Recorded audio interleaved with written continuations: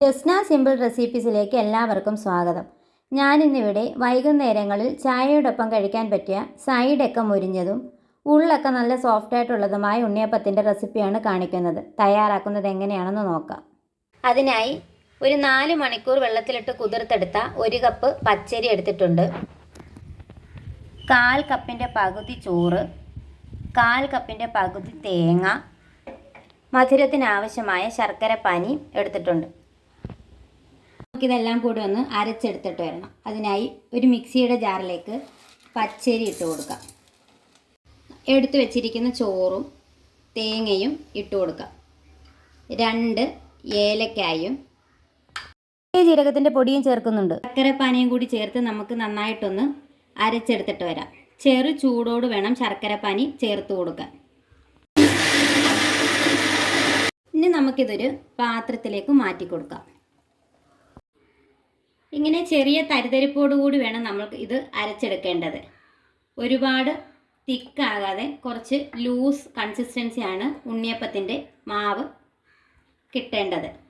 ഒരുപാട് തിക്കായി പോയാൽ ഉണ്ണിയപ്പം ശരിയായിട്ട് കിട്ടുകയില്ല. ഇത്രയും ഒന്ന് ബാലൻസ് ചെയ്യുന്നതിന് വേണ്ടി കുറച്ച് ഉപ്പ് കൂടി ചേർത്ത് കൊടുക്കുന്നുണ്ട്. നമുക്കൊരു പാൻ അടുപ്പത്തേക്ക് വെച്ച് കുറച്ച് തേങ്ങാക്കൊത്തൊന്ന് മൂപ്പിച്ചെടുക്കണം. ഈ പാനിലേക്ക് കുറച്ച് നെയ്യ് ചേർത്ത് കൊടുത്ത് നെയ്യ് ചൂടായപ്പോൾ തേങ്ങാക്കൊത്ത് ഇട്ട് കൊടുക്കാം. ഇനി ഇതിവിടെ നന്നായിട്ട് ഇതൊന്ന് മൂത്ത് വരുമ്പോൾ നമുക്ക് കുറച്ച് കറുത്ത എള്ളും കൂടി ചേർത്ത് കൊടുക്കണം. ഇങ്ങനെ തേങ്ങാക്കൊത്തും കറുത്ത എള്ളും നമ്മൾ ഉണ്ണിയപ്പത്തിലേക്ക് മൂപ്പിച്ച് ചേർക്കുകയാണെങ്കിൽ നല്ല സ്വാദ് ഉണ്ടായിരിക്കും. തേങ്ങാക്കൊത്തെല്ലാം നന്നായി മൂത്ത് വന്നിട്ടുണ്ട്. ഈ സമയത്ത് നമുക്ക് കുറച്ച് കറുത്ത എള്ളും കൂടി ചേർത്ത് കൊടുത്തൊന്ന് മൂപ്പിച്ചെടുക്കാം.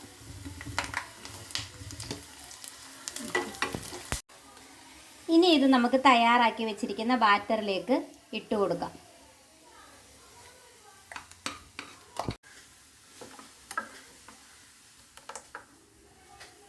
ഇനി നമുക്ക് ഉണ്ണിയപ്പം ഓരോന്നായി ചുട്ടെടുക്കാം.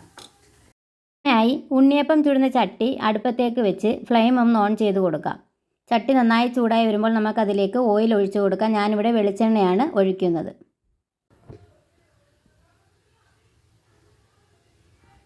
നന്നായി ചൂടായി വന്നപ്പോൾ ഞാൻ തീ ഒന്ന് മീഡിയം ഫ്ലെയിമിലേക്ക് മാറ്റി കൊടുക്കുന്നുണ്ട്. ഇനി നമുക്ക് ഉണ്ണിയപ്പം ഓരോന്നായി ചുട്ടെടുക്കാം.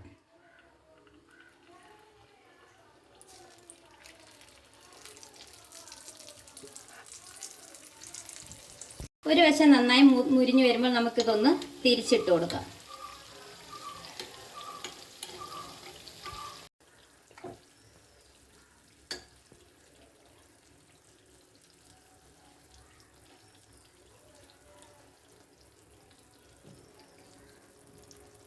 ഉണ്ണിയപ്പം എല്ലാം നന്നായിട്ട് മൊരിഞ്ഞു വരുന്നുണ്ട്. നമ്മളിത് മാവ് ഒഴിക്കുമ്പോൾ ആ കുഴിയുടെ ഒരു പകുതി നിർത്തി മാത്രമേ മാവ് ഒഴിക്കാവുള്ളൂ. നിറച്ച് മാവ് ഒഴിക്കുകയാണെങ്കിൽ മാവ് വേവാൻ ഒരുപാട് സമയമെടുക്കും. ഉള്ളു നന്നായിട്ട് വെന്ത് കിട്ടുകയില്ല. ഉണ്ണിയപ്പം ഇവിടെ തയ്യാറായി. ഇനി നമുക്കിതിനെ ഒരു പാത്രത്തിലേക്ക് മാറ്റി വയ്ക്കാം.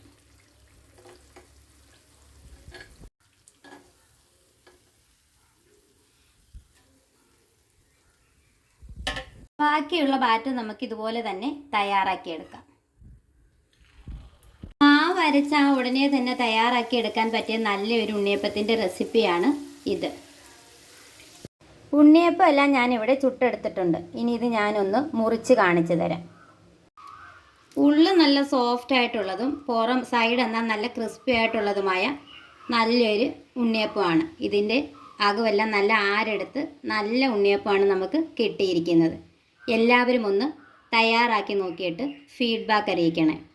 നിങ്ങൾക്ക് എൻ്റെ ഈ ചാനൽ ഇഷ്ടപ്പെടുന്നുണ്ടെങ്കിൽ ഒന്ന് ലൈക്ക് ചെയ്യാനും ഷെയർ ചെയ്യാനും സബ്സ്ക്രൈബ് ചെയ്യാനും ഒന്നും മറന്നു പോകല്ലേ.